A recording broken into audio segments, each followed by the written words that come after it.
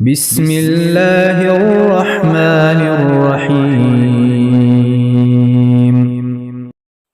جابر بن عبداللہ رضی اللہ تعالیٰ عنہ نے بیان کیا کہ رسول اللہ صلی اللہ علیہ وسلم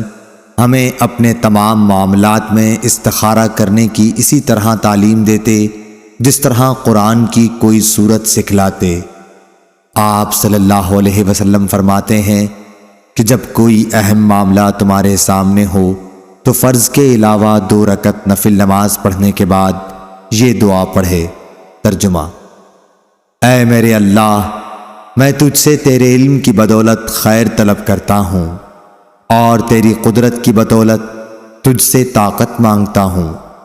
اور تیرے فضل عظیم کا طلبگار ہوں کہ قدرت تو ہی رکھتا ہے اور مجھے کوئی قدرت نہیں۔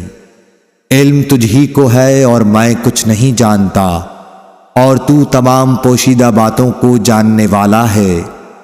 اے میرے اللہ، اگر تو جانتا ہے کہ یہ کام جس کے لیے استخارہ کیا جا رہا ہے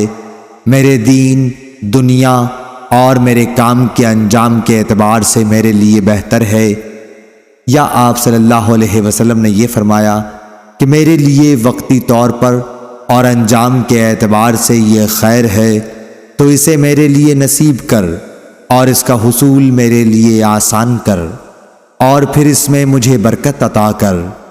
اور اگر تو جانتا ہے کہ یہ کام میرے دین، دنیا اور میرے کام کے انجام کے اعتبار سے برا ہے،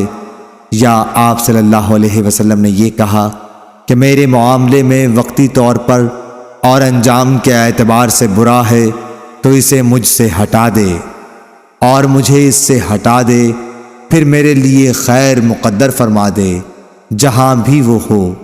اس سے میرے دل کو مطمئن بھی کر دے۔ آپ صلی اللہ علیہ وسلم نے فرمایا کہ اس کام کی جگہ اس کام کا نام لے۔ صحیح بخاری حدیث نمبر 1162۔